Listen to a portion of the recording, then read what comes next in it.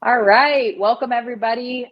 Thank you for joining us. We are really excited to talk returns today.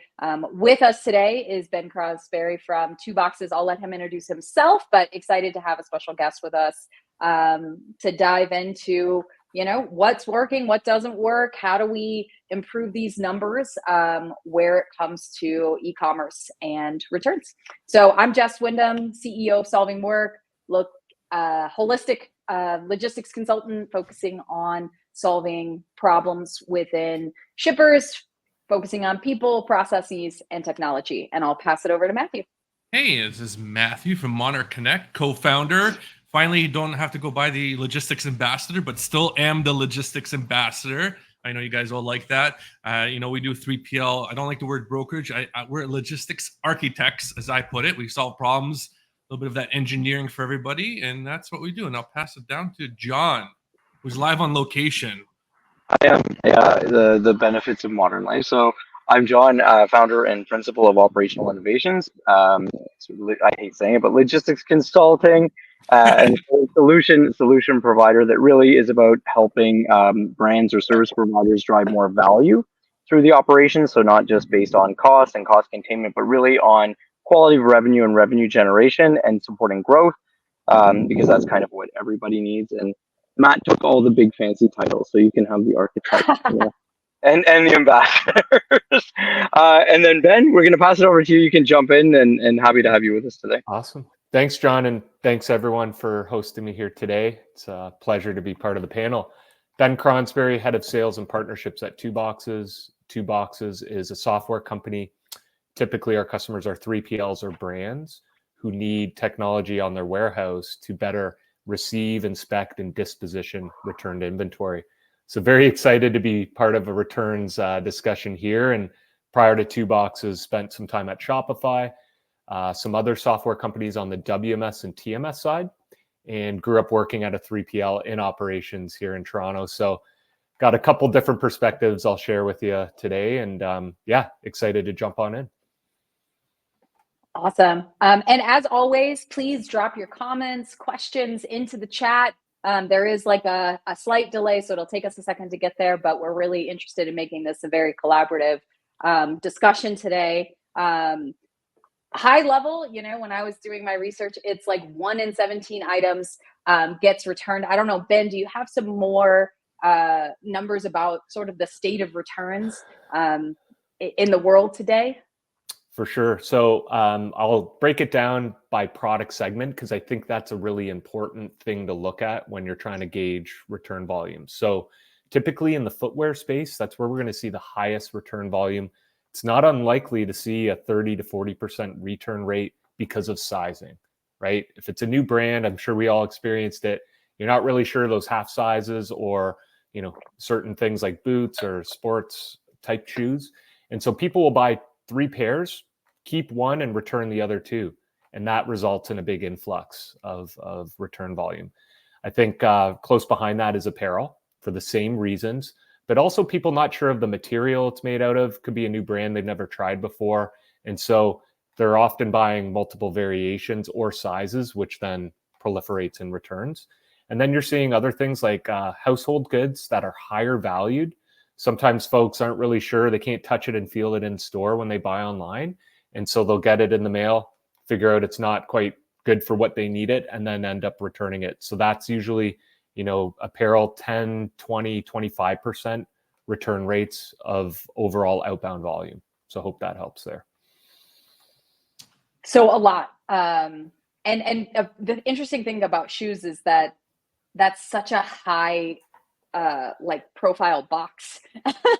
Like the cost to return 2 pairs, to ship out 3 pairs of shoes and return 2 is pretty astronomical. So it's kind of an interesting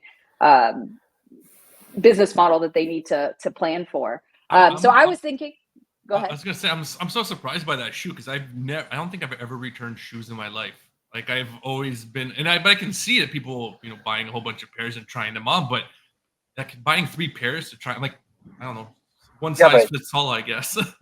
Yeah, but don't forget, right? Like, I mean, that concept isn't consumer born. Showrooming is something that retailers themselves started to try to lower the risk and lower the barrier for sales. Be like, guys, we want you to buy. We understand that it's harder to buy online. So, buy the 2, buy the 3, and we're just going to return it. We're even going to have the free shipping and label in there before you start. So, unfortunately, the showrooming behavior was an extension of what you were able already to do in stores. Retailers supported it. And when e-commerce was like this big of, part of your sales, it didn't really matter. But as it's been exploding and it's continuing, now is where you're seeing it becoming unmanageable. Do you guys know, like back in the day with the Sears catalog or Fingerhut? I should have looked this up before, but I just had the thought right now. Like, what was their return policy? Were they really generous? Like, where sort of this e-commerce began, well before even the internet. I wonder how they solved this in the early days of things. Well, I'm guessing I can comment. I used to work in retail sales in high school at sport retailers, and typically, even fast forward to today, I'll go into an outlet mall and go to the different stores and ask them, how do they manage returns? How do they inspect them so they make sure it's authentic and not counterfeit or not worn 100 times? And I think the answer is they're very liberal, very loose with their policy.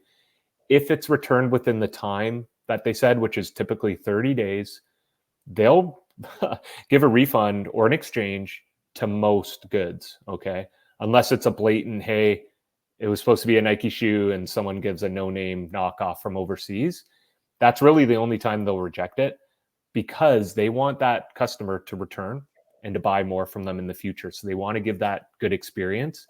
But that's obviously a paradox with the unit economics and, cost to these returns potentially just ending up in the landfill, even if they're in still good condition. So I think that's where the true disconnect begins, is how do you balance customer experience along with the unit economics and the outcome of where does this inventory go after it's been returned?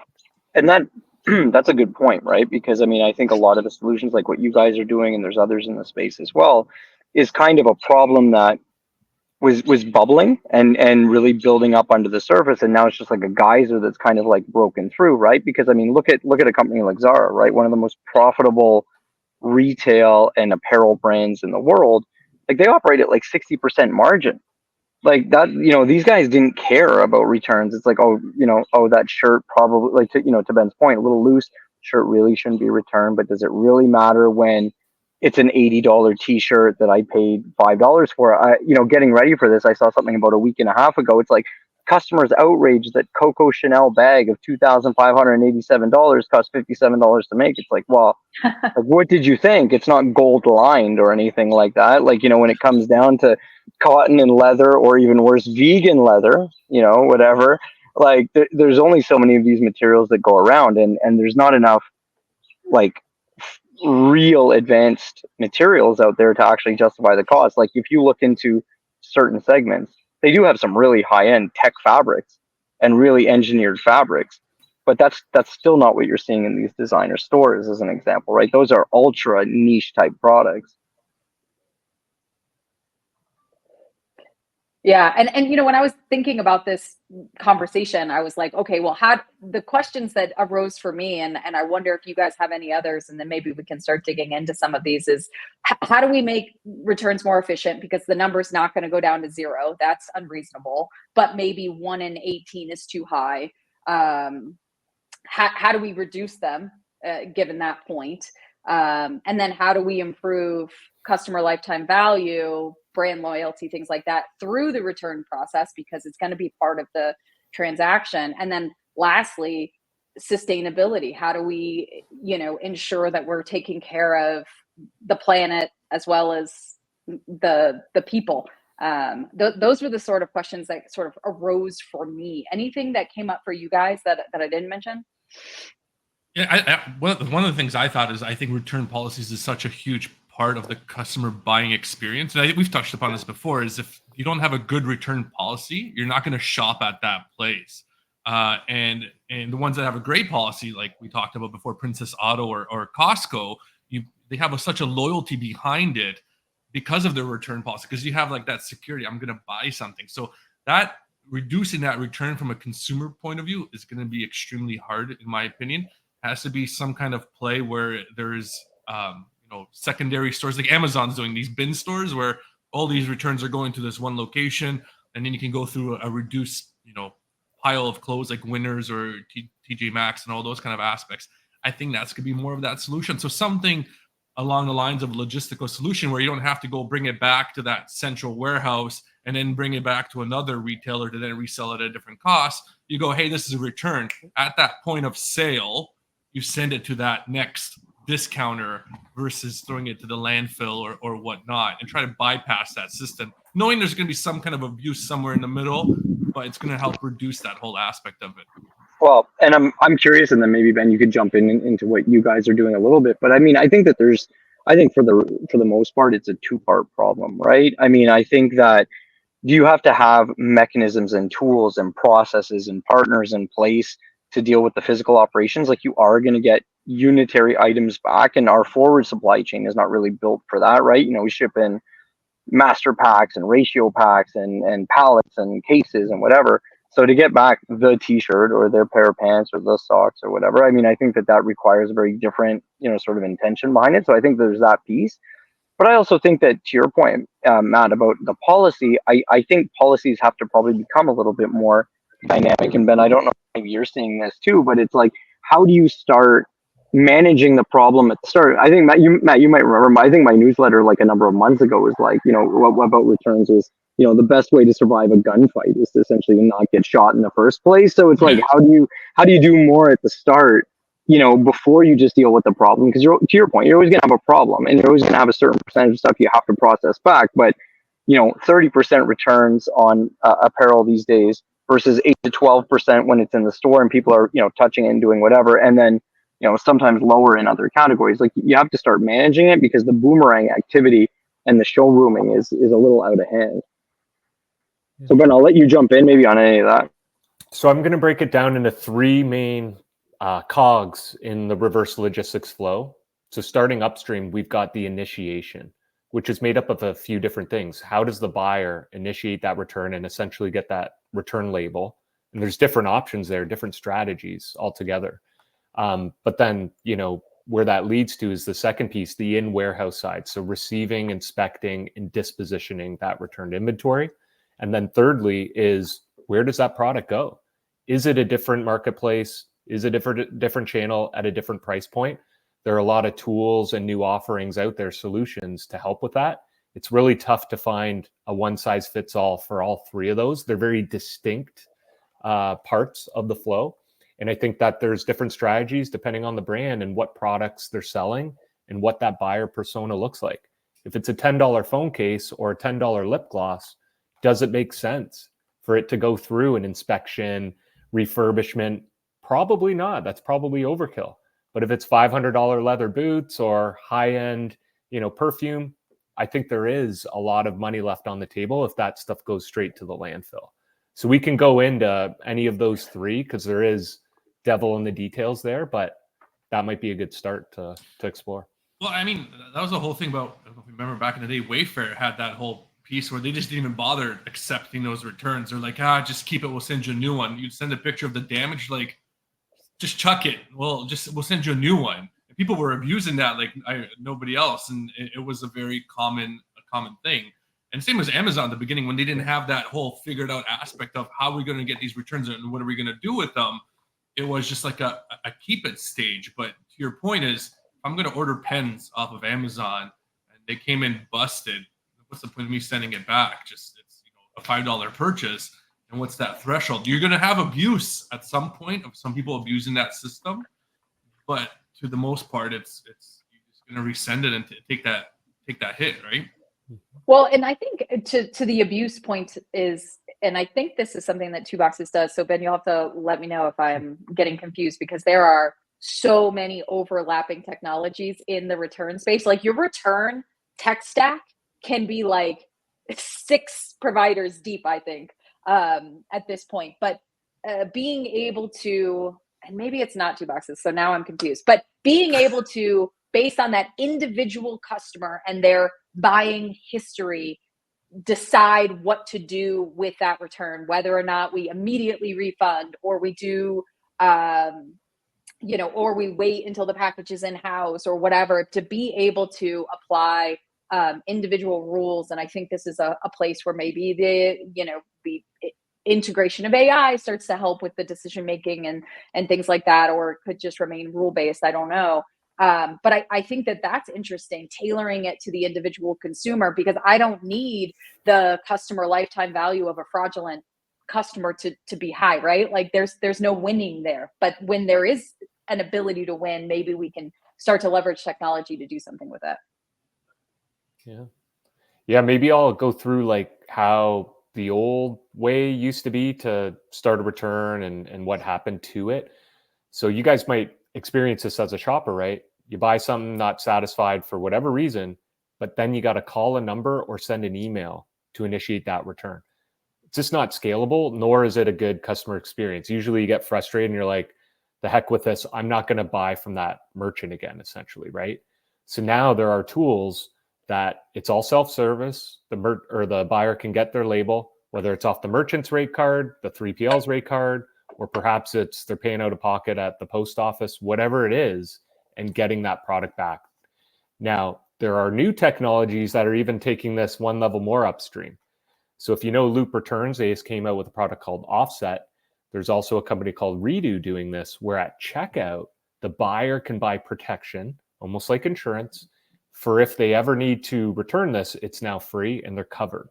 Okay, so they're actually being more proactive. Go ahead, Jess. You had something. Yeah, so I have there's a brand here locally in Denver, and I've met the owner, and so I was talking to her about incorporating Redo, because I remember I bought something off the website and I was like, oh man, at checkout I can protect this purchase, and I'm pretty sure I chose not to protect my purchase. I was like, it's activewear, I feel pretty confident, the sizing here, but I was like, does this encourage returns? Because if I buy that insurance, maybe I'll feel more like that I should use it because I paid for it. And she didn't indicate that was her experience, and that it's just a better overall, outside of maybe the boomer category, it's a better overall experience for her brand and her customers.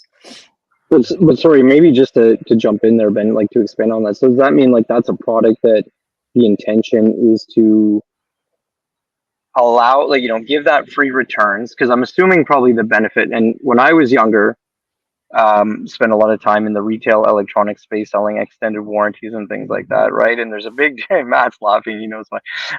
But like there was a big difference between like the retail charge and the actual cost and things like that of what went actually for insurance versus what was pure play profit for the store.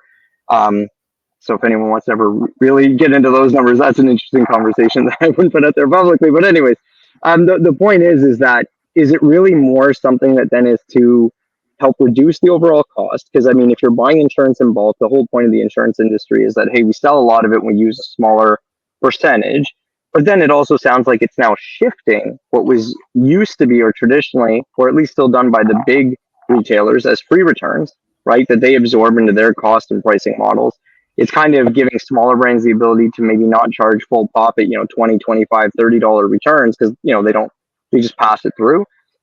And maybe that insurance costs $6 or $7 at the start or something like that. But it still sounds like now the returns cost is passing to the consumer, which personally I agree. Honestly, I think about that because I think it helps limit the Matt's shaking his head. No, because I think it eliminates abuse or the potential for abuse, right? I mean, returns are there, but you don't want to have, like, I remember buying stuff from like Banana Republic or Gap or whatever, and every time you would buy something, you open it up and the return label was already in there. And I always thought that it was a really interesting, like, in some ways it was a good customer experience, but then I also was like thinking, like, you're essentially communicating to your customers that you get so many returns, it's such a big problem, it's such a hassle, that we're just going to give everybody the label ahead of time because we see so many. It seemed like you were priming the customer to return. So maybe just thinking about some of those thoughts and what you're seeing from that space. Yeah, I think it's a new concept and time will tell. I think if you look at other similar technologies like Route Insurance, Shopify, even, I worked on this during my time there, has shipping insurance for their labels. that was kind of like the precedent. And they found, consumers actually do opt in. They do like that kind of peace of mind, and it might actually help at checkout for conversion rates, right? If you're showing it there, it's like, well, we stand behind our products, and if you have any issues with this, now you've got a path to getting it back to us, versus, well, all the returns are free. If you're a savvy buyer, it's baked into the cost of the product, right, at list price. And then especially, the heavier stuff like shoes, perfect example. There's a big transportation cost there, not to mention the labor at the warehouse or all the packaging material that need to relabel, retissue paper, all of that. And so I think it's one, to help the environment and just sustainability, but then also it's like the buyer's smarter now and they understand they might say it's free, but it's not actually free. Well, but it's funny. So actually this morning I did a return that I've been waiting a year to do. I swear to God, it's been a year, because it's like a lifetime warranty on one of these products that I have, and it wasn't completely ruining the experience of it, but it was damaged and it would be covered under warranty. So I finally did it, because shipping it from the States versus shipping it from Canada is very different because they're down in Jacksonville. But it's interesting because they kind of have the position of like, hey, our warranty covers this, we do whatever. You're responsible to ship it down, and we're going to pay to ship it back to you again at no charge, right? Because it is a warranty service as opposed to some kind of exchange. And, to me, that has some logic, because it's like, if there's some skin in the game for the customer, especially like when you're thinking about a service or a warranty work or whatever, when it comes to shipping something that might be under that like exchange or return policy, it's like, at least then customers have to really feel the value or whatever. They're not going to be frivolous, because if I felt like, oh, I could send it in for free and get it back for free, any remote thing that I think that is just not to my wild, high expectations is going back. So that's where I think that there's an interesting play with some of these services about, like, to your point, where do you make it accessible enough, but just enough that it's not completely easy to like, just, I'm not in a great mood today, I'm sending it back. Mm-hmm. Well, I mean, I think that's the overall question, which maybe we should go around and answer, is increased friction or reduced friction where it comes to returns. Which sort of school of thought do you sit in? And I think John is in the increased friction camp. Well, I'm in the increased friction for just doing it for free. Where I think that you get a lot of benefit is doing a little bit more on the front end when it comes to the customer profile, their history, and what benefits or at what point maybe benefits cease or drop off or reduce, for returns, but never not allowing a return. But a habitual returner that returns 50% of what they buy, I honestly think that brands have to realize that is a much more expensive relationship than someone who returns 5% of what they buy or less. I think a lot of it comes down to the data or data, depends how you say it, but it really does come down to that. Like if to John's point, because it's e-commerce, I think you have that data in there where how often you're returning. If you're not a habitual returner, you should not be penalized for those returns. But there should be a grace period where I'm buying something off of Amazon once in a while and I only return 3% a year of my returns. I expect Amazon to eat that cost, or whichever brand, if I'm, Banana or whatever. But if I'm a habitual returner where I'm constantly returning products and I'm 60% of that, eventually that cost has to be brought back, because then it affects everybody else. It's like that, the person that schemes into it, and then we have caution hot on Tim Hortons cups now because someone broke the system. It's the same thing, right? Eventually someone's breaking the system for everybody else. But at the same time, you'd expect a retailer to reduce their costs if they're penalizing the people who are the ones that are actually breaking this all the time, right? And there should be kind of like hey, you're a great shop, almost like the insurance for cars now. You're a great driver. Because you're a great driver, here's a reduction on cost because you've never returned anything. We don't associate that with you. That's the kind of play and idea I kind of had when I was thinking about these returns, is how do we expand this overall experience? Because we have so much data going back and forth. How do we utilize that data for the benefit of the consumer and the company, right? So those are my thoughts. Yeah, I agree fully, Matthew. I think it's a dynamic return policy to reward the good actors and penalize the bad ones. But that's harder to do than it is to say, because what you need there is the actual condition of that product when it gets back. Everyone's going to say, oh, the shoes didn't fit me. But if there's no tread left on those shoes and they've been worn 100 times, that's the difference. And if you don't have a light that's shown on the actual condition, that's where this idea falls down. But then it also depends on what's the weight. I remember at Shopify, we had a fishing lure merchant, which extremely cheap. It was like 4-ounce outbound packages. That label to get it back is going to be fraction of a 10-piece cookware set of pots and pans. So I think that's going to matter. And then the value. Is it a $10 phone case or high-end leather goods? I think that's also the main thing to look at.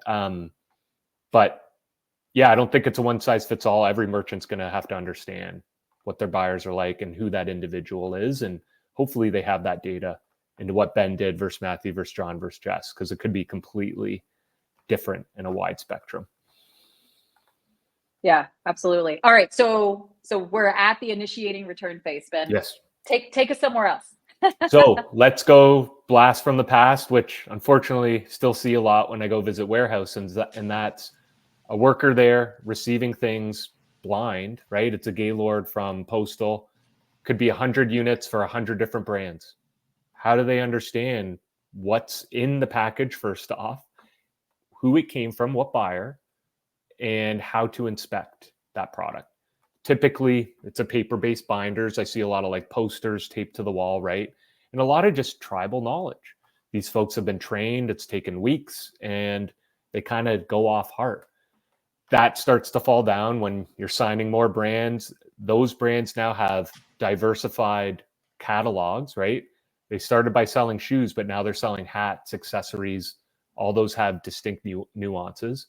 And what makes matters worse is a lot of these brands, to your earlier point, Jess, are running really different tech stacks. Some might sell on Shopify, some are on Amazon, some are on BigCommerce. And then those RMA initiators, right? Some folks love Loop, but others are on Aftership or Happy Returns. And that starts to get really tough to manage at scale, okay? A lot of mistakes happen, inaccuracies. I talk to brands about this, and they say, it's a coin flip, 50-50, whether that stuff goes back to stock. And the worst outcome possible is something with damage gets marked as back to stock, and it gets resold at full price, and that next buyer gets it, and there's a scuff or a stain. That could burn the bridge with their trust entirely, right? And that happens. Oh, I would say that completely does. Like, that's the biggest risk why I think so many people err on the side of, disposal or, sort of alternate distribution than resale. Yes. Now, because of that, right? Think of the psychology, the behavior of that warehouse worker. If that product goes to the trash, no one knows the wiser, right? It's now in the ether. They're not getting in trouble. Where that hurts is the brand. Their back to stock rates start to suffer. And now, well, the environment is also getting hurt because it's ending up at the landfill, but now they're having to buy more inventory, paying transportation, all the time lags, right? With lead times coming from overseas, all that stuff. And so I think what brands need to be really cognizant of is, what is that restock rate? Is it a 50% coin flip, or can I somehow potentially remediate that product, whether it's a rebag, retag, spot removal, lint roll? Those things are pretty simple, and the labor cost is pretty low.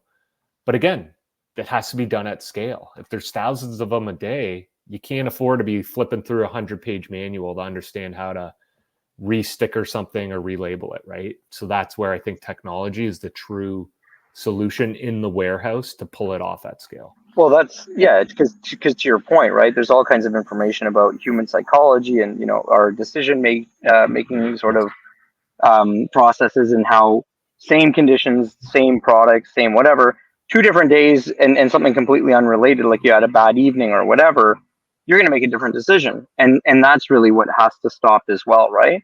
Yes, needs to be just objective, system driven. Go ahead, Jess. Yeah. Sorry, it's interesting. Kyle, the Two Boxes founder, posted on LinkedIn this morning about a new case study with a 500% return to stock improvement with one of your customers.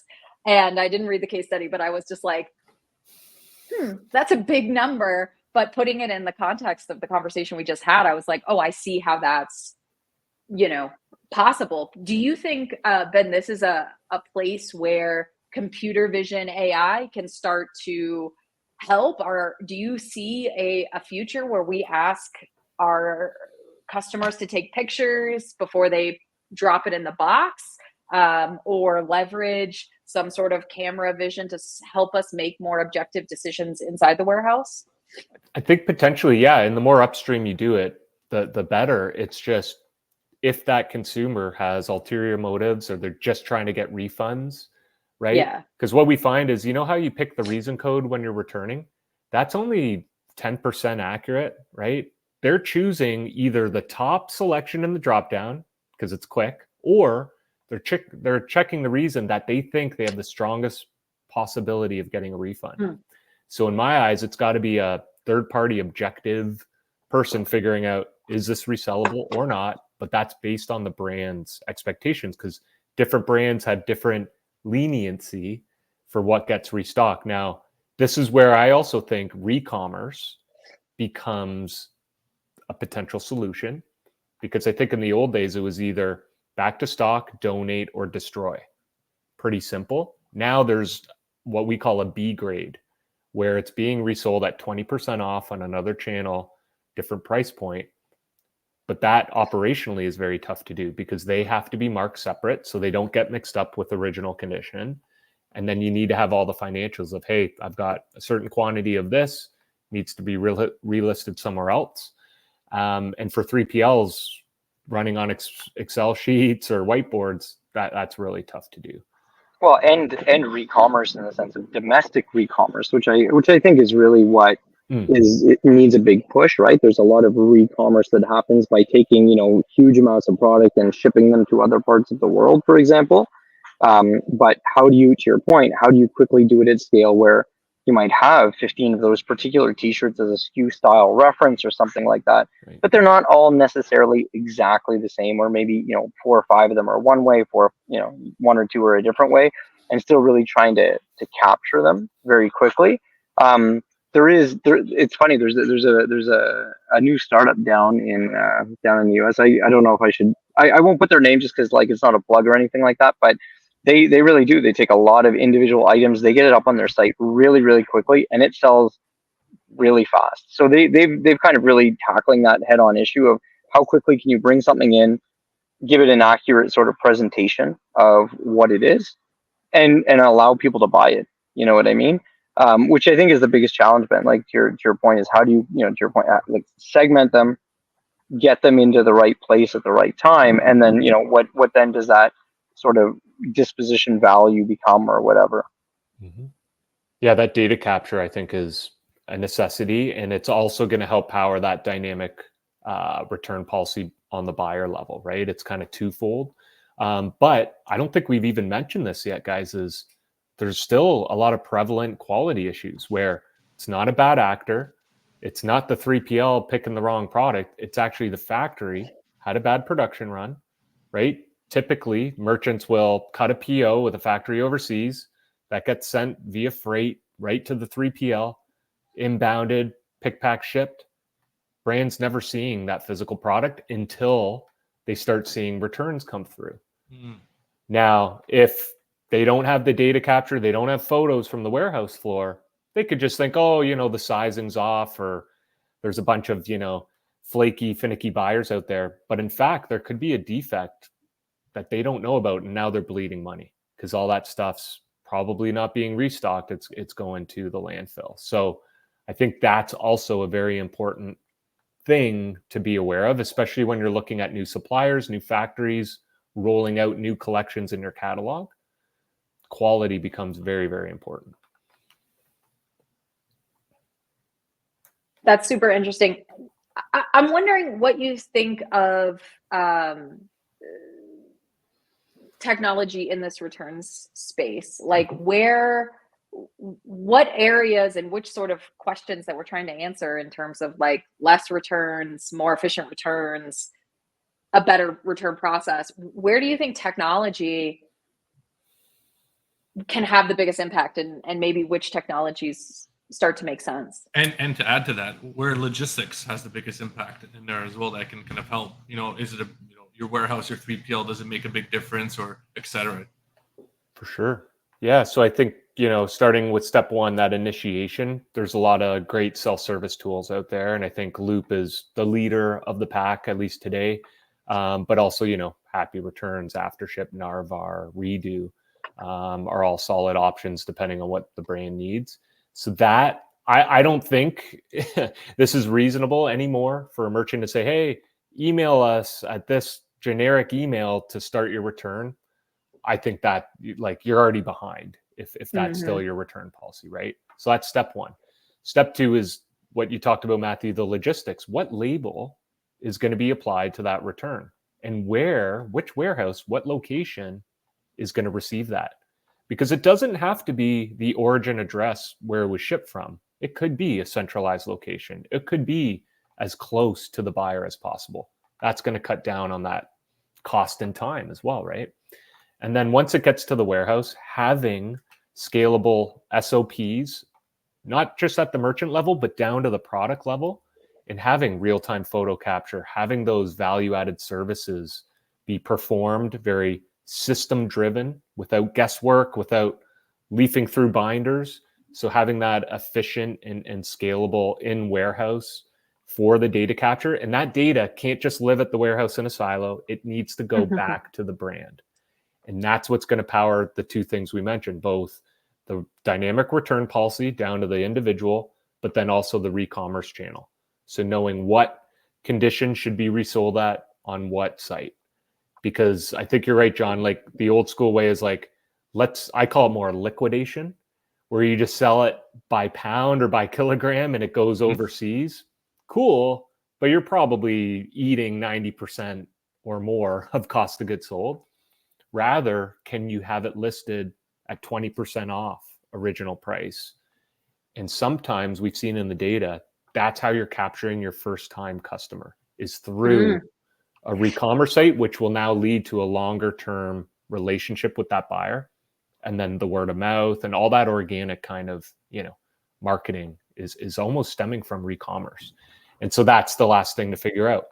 What re-commerce solution works best for you? There are lots. Arrive, Treat, Recurate, Comeback Goods. Those are some of the ones we're seeing, but they have different business models. Some create a secondary store. Some will relist it on the original store, or some have peer-to-peer, where it's more like, Facebook Marketplace or eBay, where you're buying from a fellow consumer and the brand doesn't get in the way. It's like, well, it's in this condition, this is how it's going to be resold. So a lot of different options. Even brands are still doing the sample sales, warehouse sales, where it's like twice a year and it's all the returned inventory, but now it's all separated and classified off the grade and, different price point. So lots to figure out there, but hopefully that helps paint a picture of what the new technology can help with. Well, and maybe it's interesting, Matt, maybe to jump into it a little bit, because we're talking about things like getting labels and tech stacks and shipping things back, right? Everyone kind of defaults right away just thinking parcel shipping, USPS, Canada Post, FedEx, UPS, doesn't matter. But everyone has that sort of infrastructure in mind. But now all of a sudden, whether you're using those guys or not, they have similar moves. But if you're using a regional player, what does it actually take more in that, let's call it transportation middle mile, right? Because it's all great to get to warehouses, but nobody wants to drop off where logistics kind of, probably still has some opportunities. Like, how do you do better either consolidation, or why do you need to do better consolidation if you really want to do this effectively at any kind of scale? Yeah, I think the volumes are going to determine, is consolidation viable, or is just mail in single parcel the best option? And then of course, what's that shipping profile? Is it 10-piece cookware that's 30 pounds dim weight, or is it a little fishing lure that you can easily throw in a poly bag? So things like, Happy Returns, Return Bear, there's some other consolidators where it makes it very convenient to drop off in a physical brick and mortar location. But if you're a smaller brand and you're only getting 10 returns a day, that consolidation might take days, if not weeks, to get back to the warehouse. And that's something we haven't talked about yet, is brands refund buyers at different stages in the cycle. Some do it as soon as you drop it off at the UPS store. Some do it when it's received and there's a delivery scan at the warehouse. But what we're finding is a lot of brands are moving it downstream post-inspection. Because of that, we call it empty box problem. If you're refunding on receipt at the warehouse, word might get out and people are going to start sending back empty boxes. They're going to collect their refund and they're going to resell that perfect condition product on Marketplace, Craigslist, Kijiji, whatever it is. And so when they move it downstream post-inspection, now chargebacks rear their ugly head. If that bad actor doesn't get the refund, they're filing a chargeback to credit card, Visa, MasterCard. When they come back to the brand or the warehouse saying, well, where's your evidence of an empty box or an onion instead of shoes? But you threw that in the garbage, you don't have a leg to stand on. There's no evidence. So that's where that photo capture, the timestamp, the audit trail is going to help fight those chargebacks, and they should go away if you have that evidence. So there's little like small tweaks you can make to the business, but it's going to open and expose you to different risks depending on how you set it up. It's interesting. I feel like returns has historically been, I don't know, something that the logistics team or the shipping team figured out. And now it feels like it really needs to move so far upstream in an organization, like from what you're talking about, accounting and security and logistics and marketing. And, everyone really needs to be involved in this. This is now a company-wide endeavor that really needs to focus on the scope of the problem. And the folks that are still piecemealing it without putting together a true strategy for the return, the way they have a true strategy for the outbound, are going to be left behind. Yeah, I think with any of these solutions we're mentioning, I think real-time data capture is the path to enable these things from becoming successful or failure. And I'll explain just one scenario that I know every brand struggles with, and that's the replenishment, planning, and procuring more inventory, right?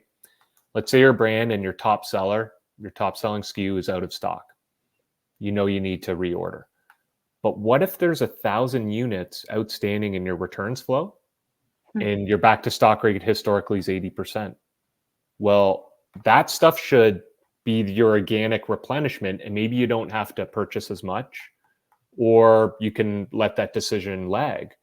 If you don't have the real-time visibility into how many SKUs are coming back, what condition they're actually in, and what those ETAs are in terms of transportation or processing time at the warehouse, you're running blind and you're just shooting into the dark, and you're making purchasing decisions that are probably not optimized based off minimum order quantities in the lead times, right? Do I get expedited freight or can I go slow and cheap? All those decisions, you need this actionable data to become sharper and obviously more profitable on.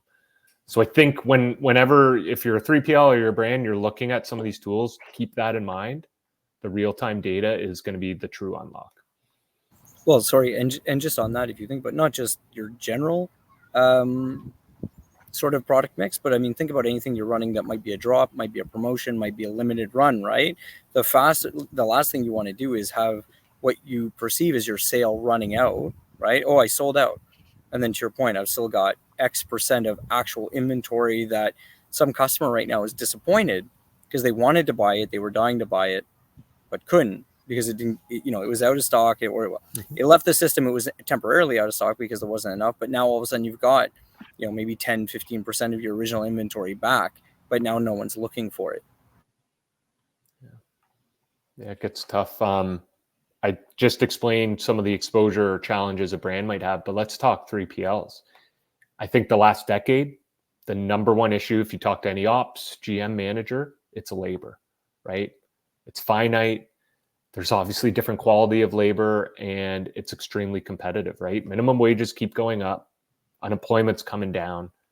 And if Amazon opens up down the road and they're offering 25 cents more per hour, you could be losing your best warehouse associates. And so I think that that's really important, because same thing as a brand. If you have 10,000 returns coming back tomorrow or next week, you need to plan against that. And if it's a black hole and you only have 5 workers and 10,000 units show up, you're probably going to be missing your SLAs, or you're going to be cutting corners, and the performance is going to take a nosedive, and brands are going to have a bad challenge there. So that's just one component. I also would say the consumables, right? The custom packaging, the marketing inserts, the stickers, the tissue paper. If you have 10,000 returns coming back tomorrow, you might need to reorder if you only have 10 of those left. You don't want that unplanned downtime to hit, right? Where you're starting to process returns and then you ran out of consumables and now that stuff just sits until it arrives. You need to be proactive and have that forward-looking visibility so that you can take on these. We all know logistics, so cyclical, so seasonality, like depending on the product. So that's where you need that forward-looking visibility. See, that's a good point. I didn't think about that. Sorry to jump in, Jess, but even think about that, where even when you return something, it's not in the same state that you got it in. And if you have a proper boxing of something, and it's part of the experience of that retailer, you got to make sure that you have all those available materials to resend it after you've returned it. So there's a cost associated. So even though the product might be good, but there's that labor aspect of it too. So even if you bring it back to your 3PL, they don't do the pick and pack. They don't do the whole aspect of it again, or they might not have those materials because it's at your head warehouse. It becomes a whole new conundrum in that whole space that you weren't expecting. So then you gotta, like you said, you have to know the quality of it. Is it worth it? What do I do at that point? Or do you do like a Best Buy open box deal at that point, and you go, hey, listen, you're not gonna have the great unboxing experience, but you're gonna get 20% off this one, because it's an open box special price, which we've touched upon before. Sorry, Jess, you're going to jump in. Yeah, no, I was just going to say, like, given the situation, and I think returns has been a thorn in the 3PL side for quite a while and has made it difficult.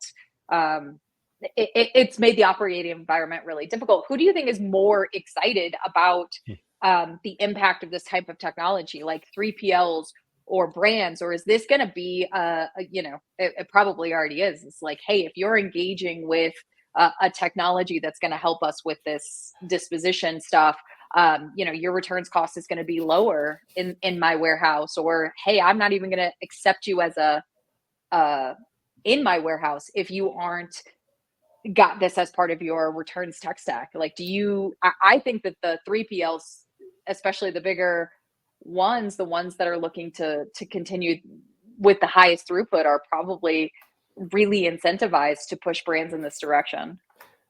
Yeah, I think they're both going to benefit, but in very different ways. And I'll try to boil it down into high level stuff, and then we'll go into the weeds a little more. But for a brand, that visibility is going to be the true unlock, right? For their dynamic return policies, re-commerce, understanding how to price returns, right? At checkout or on their portals, things like that.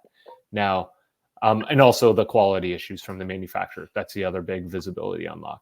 But on a 3PL side, that operations team, I think it really boils down to efficiency. So doing more units per hour, right? Throughput, I think it's the number one thing. But also think, how do they bill their customers at the end of every month?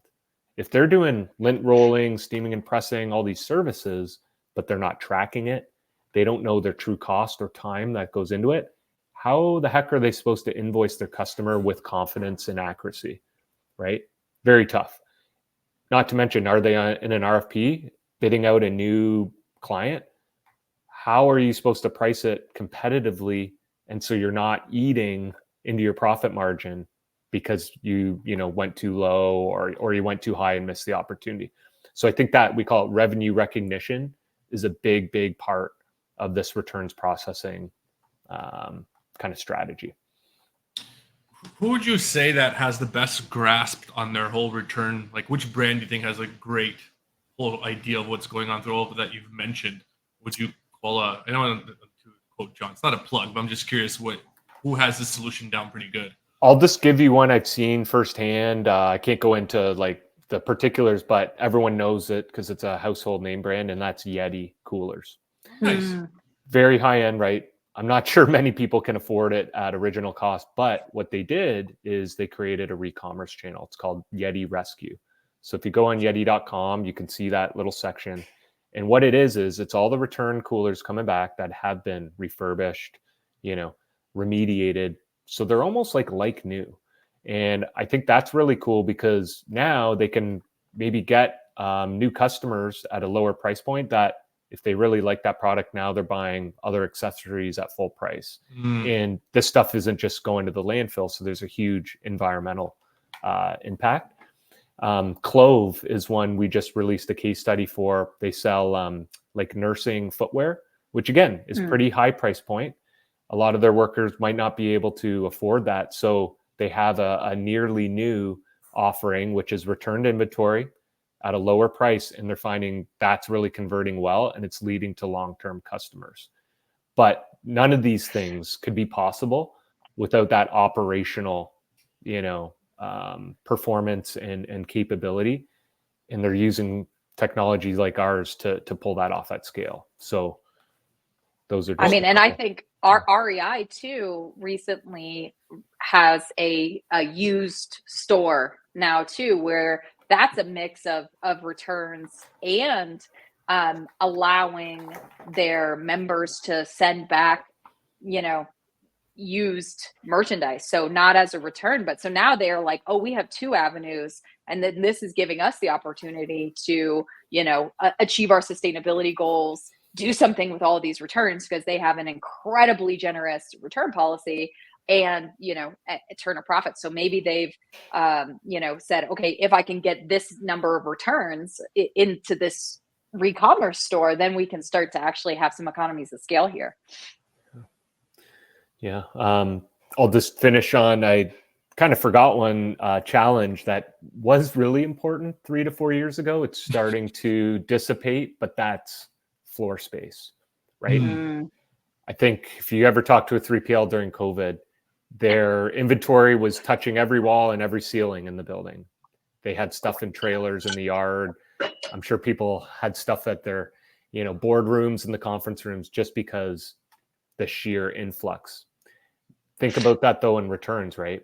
If it's coming back and it's Gaylords or pallets and it just sits, you're eating up capacity because you could be using that floor space for other activities that are revenue generating. And so that's a finite resource that, yes, there's been some relief now, but it's still something to keep in mind. If you know what your volumes are in the future, maybe you can adjust your SLAs, hire more labor, more packaging, and chew through a lot of the backlog faster, which at the end of the day, the buyers are going to have a better experience because now they're getting refunds faster, right? Versus we've done tests. You buy things online, send it back, perfect condition. There's been times it takes over 30 days to get a refund. That shouldn't be the case. If you're only allowed to return something within 30, why should your refund lag that long? It's because it's sitting in a warehouse collecting dust and they don't have enough labor or material or technology to process it at scale. So, well, plus the 3PLs can't charge storage if they don't receive that. I mean, the brands can't sell it, but the 3PLs are taking up floor space that they are charging for. It's dormant. It's in no man's land. It's just sitting there in the void until that inspection and disposition has been declared. So you really want to try to close that gap if you're a 3PL, right? From your receiving time to back available for sale, you need to optimize there. And I think it comes down to what you said at the beginning. It comes down to that quality aspect of it and being able to really, as quickly as possible, identify the problem, see how quickly you can get into the system, get that data in front of the retailer, to be really conscious of what he should be doing next versus it being somewhere on the wall somewhere. I used to work, I was at the Target on site and when they were in Canada, there was a giant sections in the warehouse in Milton of just returns, and the system wasn't able to it was a system problem at the time. It wasn't able to process all that, what to do and what to do next. And it just took up retail space that was highly needed.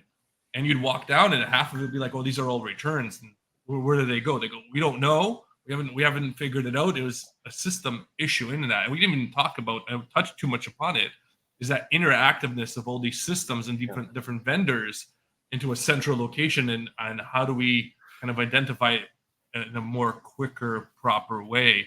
And to Jess's earlier comment, AI probably, using some kind of visual intelligence, quickly being able to identify things and go, hey, this is in perfect order, we can move this, and this one needs a secondary inspection or a tertiary inspection, and move that process along. Anything sitting anywhere, whether it's a truck, trailer, product that is not being consumed by the end user, I think is a problem for the supply chain, right? And we need to be able to make it move as quickly through it, not just in time, but into the right hands aspect of it. Yeah.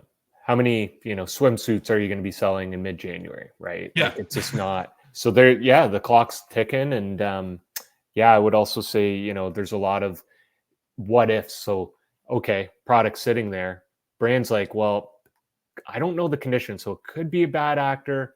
There could be quality issues. We even found a case where it was neither. It was the packaging material was too tight to the product, and the ink from the box was leaking onto that end product. So it kept getting returned. So in that case, it's like, it's a D option where it wasn't, someone being fraudulent. It was more or less, they didn't design the packaging to have that void of a half an inch. Or we've also heard transportation, it gets banged around, right? And freight. So And we've talked a lot about fraud, but I don't know if I have this number exactly right, but I think it's at like 13%, some pretty high number of this pretty high number of returns is fraudulent. So this is something that we really and truly have to address in the problem, even though I'd love to believe that people are better than that. the fraud numbers are the ones that are going up the most, right? Mm-hmm. And was it an honest, I put my Nikes instead of Adidas in there? Or I don't know if you saw the story, Amazon warehouse, they opened up the parcel and a cat jumped out. Oh my goodness. And it was a return, right? So like that stuff happens, and it's just people are returning 5 things to 5 different merchants, and they just cross their wires. And well, I mean, PetSmart. My sister-in-law. Yeah. This cat wasn't was shedding too much. Yeah. My sister-in-law did a return to Amazon, and her 14-year-old daughter put the wrong things in the wrong box, and thankfully it all went back to the same place and they figured it out. But I was like, that there's sometimes an honest mistake that falls into this category, but certainly we have a lot of folks that are doing the wrong things. Well, and you got to remember, on the reverse, it's the onus is on that consumer, and some of them just don't care. They're like, it's not my problem. I don't like this. I'm returning it. I need you to figure it out. I'm not wasting my time for your problem. And some people do see in that aspect, and you can't help those situations, but those are usually the exceptions to the rule more so than not. Same as getting banged up as in transportation. It like all these little factors matter. Like how many. Your 3PL, how high do they stack it and how heavy do they crush the boxes, or all that matters. And people are just looking at those KPIs and they get, analysis paralysis. We're like, I want to get the best density to get the best rate to move this to make my profitability. But then you don't look at the end goal of, hey, this is increasing my returns and it's cutting into that profitability. Had I designed that process better, where it's not 96 high, it's going to be 60 high, the boxes are going to be more intact. They're not going to tip as much. The end user is going to reduce the return rate. We'll probably, and I'm guessing here, we'll probably reduce the amount of returns you'd have in those kind of scenarios, helping increase your revenue because you're not getting that much of an influx. So your whole process along the way, like you said, the boxing, all that really, really matters, from your procurement to your delivery along that supply chain. If you want to reduce those returns, have those proper policies to all the way through. And to John's point too, is knowing your consumer at the beginning, what they like, and identifying the proper item for that person is going to be fantastic. So my question probably because we're almost at time, is how do you see, Ben, maybe I know we talked a lot about in the past too, but I do have to ask, is the Temus, the Sheins, and the TikToks, how are they going to solve this return problem? Because they're all across the way. Yep. They're overloading our system, bringing all this product back. Everything I've read so far is that return policy's been like so hard to get product back to them. Yep. How do you see them solving that challenge? Or are they going to just add to the landfills here, and bless you, Jess, and be part of that process there? Yeah, it's a great question. I I've helped a lot of merchants with their globalization, right? And it's typically finding a partner in that domestic market. Okay. And so there's a few different things that you can do. Have that, but here's what remains consistent. Have that partner receive all those return, so you're close to the buyer to cut down on transportation costs. Some of them are consolidating it and shipping it back to the origin, that home country of the brand or marketplace, and then they can do those warehouse sales, sample sales there. Others, though, are finding those re-commerce channels or partners domestically in those other regions, and then reselling it back to that same domestic market. And so I don't think there's like, one or better. It's going to depend on that brand, the price points, the weight, right? The profile of their shipping. But I think that's what you need, is that partner domestically there, because to do air freight or containers of returns back just wouldn't really make sense based on like volumes or, the cost. So you definitely need a warehouse to receive them stateside or province side here in Canada, right? All right. Well, thank you so much, Ben, for joining us today. Matt, John, any final thoughts before we let everyone go? I think it's been an awesome discussion, and I truly enjoyed it. That was my final thoughts. I'll leave it to John, Ben, and Jess to kind of close it off there. No, I don't have any, other than saying that, it's obviously a space that's evolving a lot with a lot of depth. And I think that, people should, the takeaway is just being that it's maybe not just a quick fix, and that you really have to have a lot of intention around it. Thanks, John. Just my final statement is thank you for hosting me. It's been a great discussion. If anyone's interested to talk returns, logistics, e-commerce, hit me up on LinkedIn, visit twoboxes.com. We have a ton of great partners. So if you need a particular part of your business optimized and need ideas or intros, referrals, we love to, share our network with everyone. And that includes the four of us in this room. So hope everyone has a great weekend, and thank you again. Thank you. Thanks, everybody. Bye.